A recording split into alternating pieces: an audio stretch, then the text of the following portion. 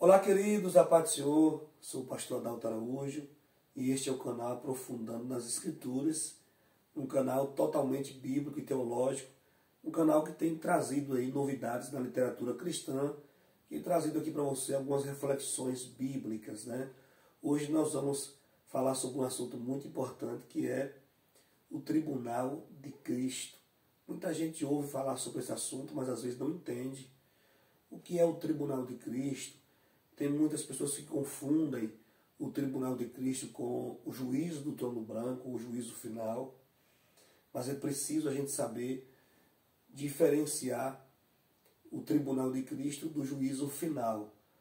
Quando se dará o Tribunal de Cristo? Às vezes muita gente não sabe em que momento se dará o Tribunal de Cristo. Vamos falar um pouco sobre esse assunto importante da escatologia bíblica. Antes de trazer aqui esse assunto, eu quero pedir a você que nos assiste, que deixe aí o teu like, inscreva-se no nosso canal e ative o sininho para que você possa receber as notificações, tá bom? Chega de conversa e o que realmente é o Tribunal de Cristo? Muito importante essa pergunta, eu quero trazer aqui algo que pode estar esclarecendo esse assunto. O Tribunal de Cristo, ele é o julgamento dos salvos quanto às obras realizadas aqui na terra. Quando nós lemos a segunda carta de Paulo aos Coríntios, no capítulo 5, versículo 10, e quando lemos também a carta de Paulo aos Romanos, no capítulo 14, e versículo 10, nós percebemos isso. Conquanto a nossa salvação, seja pela graça de Deus, nós fomos salvos pelas boas obras. Então, esse julgamento, ele não se refere à posição que temos em Cristo, e sim à nossa condição como servos do Senhor Jesus. Não tem nada a ver com salvação, mas com as nossas obras. Na parábola dos talentos, narrada por Jesus em Mateus 25, do 14 ao 30, nós vemos que o servo pode ser útil e inútil, previdente e negligente, bom e mau, fiel e infiel. Então, para cada crente, o Mestre Jesus Cristo preparou um trabalho certo quando o resgatou. Então, nós observamos que tem um hino antigo, um hino cristão, que diz isso aí, que para cada crente o Mestre preparou um trabalho certo quando o resgatou.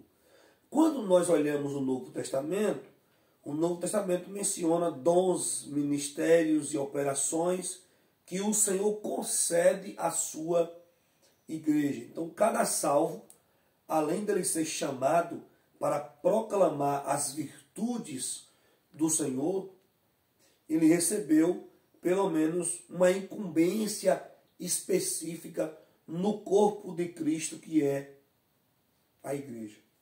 Então, todos os servos do Senhor, de todas as épocas, eles hão de prestar contas de sua administração.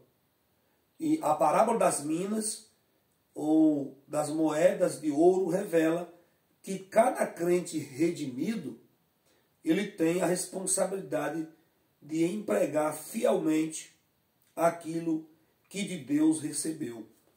E o texto diz em Lucas capítulo 19, versículo 13, negociai até que eu venha.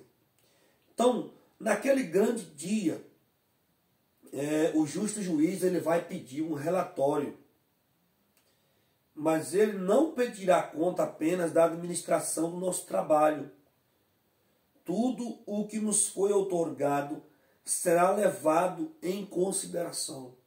A nossa vida, espírito, alma e corpo, que é um dom de Deus, a maneira como nos conduzimos em relação à nossa gloriosa salvação, sobre os talentos, a livre vontade, o uso do tempo, os bens que nos foi confiado.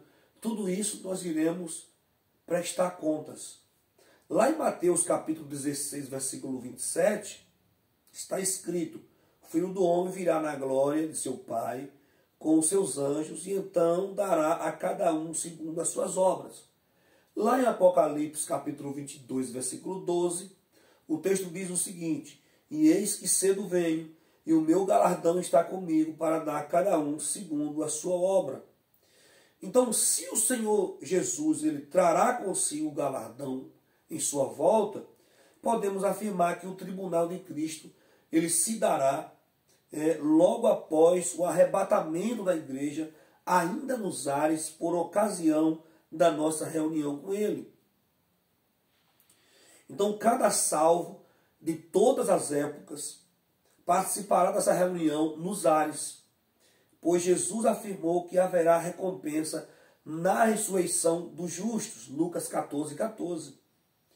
Os heróis do Antigo Testamento, que, tendo testemunho pela fé, morreram sem alcançar a promessa, de acordo com Hebreus 11, 39, ressuscitarão incorruptíveis para receber do sumo pastor a coroa da justiça.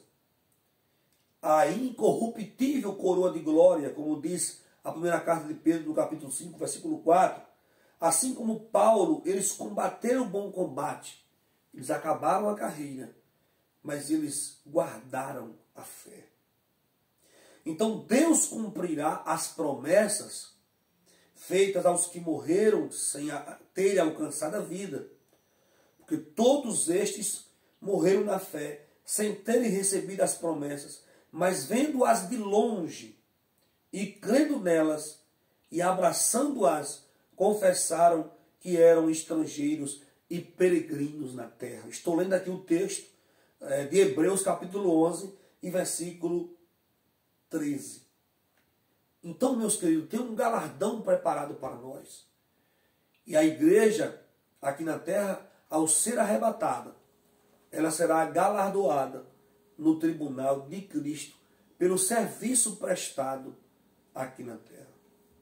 Que Deus te abençoe, que você possa aguardar o arrebatamento da igreja para que você possa participar do tribunal de Cristo. Fica na paz, um abraço e espero te encontrar lá.